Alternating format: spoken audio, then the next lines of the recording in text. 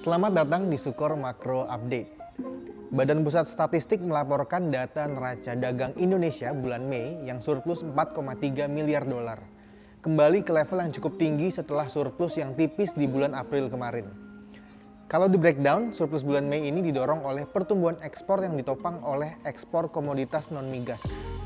Ekspor non-migas ini ditopang oleh 3 komoditas utama, yaitu batu bara, minyak kelapa sawit, dan besi dan baja.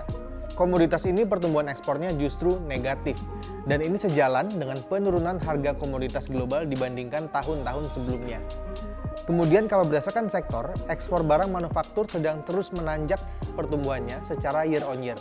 Dan ini inline dengan tren pertumbuhan impor barang modal dan barang mentah dalam setahun terakhir yang terus menanjak. Sebetulnya impor barang modal dan barang mentah dan ekspor manufactured goods yang naik bisa jadi indikasi industri pengolahan yang ekspansif. Tapi di sisi lain, S&P melaporkan PMI manufaktur Indonesia lanjut terkontraksi lebih dalam di bulan Juni kemarin. Dan ini melanjutkan tren 3 bulan kontraksi beruntun. Kalau dilihat hasil surveinya, pelaku usaha industri manufaktur ini mencatat new orders yang turun, di mana ini mendorong pengurangan tenaga kerja. Makanya, kedua data tersebut, baik neraca dagang dan PMI manufaktur, memberikan outlook yang cukup mix.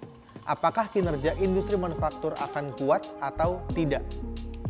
Tapi kedepannya diproyeksikan neraca dagang masih bisa mencatatkan surplus yang kuat karena didorong oleh permintaan terhadap komoditas-komoditas utama Indonesia dan penurunan harga minyak global yang bisa mengurangi beban impor.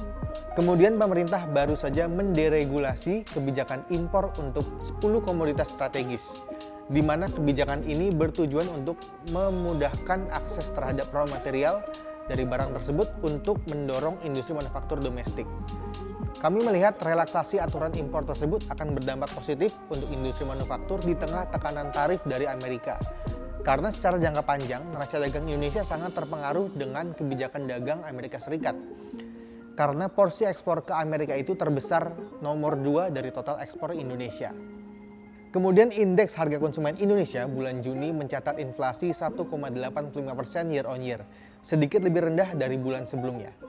Berdasarkan komponen, inflasi inti masih tumbuh, tapi trennya cenderung menurun di 3 bulan terakhir. Dan inflasi inti di 3 bulan terakhir didorong oleh kenaikan harga emas perhiasan. Tren kenaikan harga emas perhiasan ini terus mendorong inflasi di kelompok perawatan pribadi dan jasa lainnya. Kemudian komponen bergejolak terinflasi 0,57% yang didorong oleh tren kenaikan harga beras.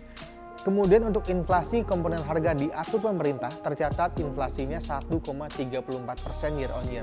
Dan kalau mengecualikan deflasi dalam di Januari dan Februari kemarin, tren inflasi administered price ini sudah cenderung menurun. Dan ini inline dengan tren penurunan harga bensin dan minyak dunia dalam 2 tahun terakhir. Di tengah ketidakpastian global, khususnya tensi geopolitik di Timur Tengah yang sangat berpengaruh terhadap pergerakan harga minyak dunia, diperkirakan harga minyak akan tetap rendah dibandingkan rata-rata harga di 2024. Maka dari itu, tekanan deflasi harga energi akan tetap kuat dan menjaga laju inflasi untuk tetap terkendali di tahun 2025. Makanya dari sisi fundamental makro, ruang untuk pemangkasan suku bunga semakin lebar. Apalagi ekspektasi terakhir akan pemangkasan suku bunga di bulan Juli atau September sudah cukup besar. Dengan ekspektasi yang semakin tinggi akan pemangkasan suku bunga, ada potensi yield SBN 10 tahun ini bisa tetap stabil dan cenderung menurun seminggu ke depan, karena tidak ada data makro yang keluar yang sensitif terhadap sentimen pasar.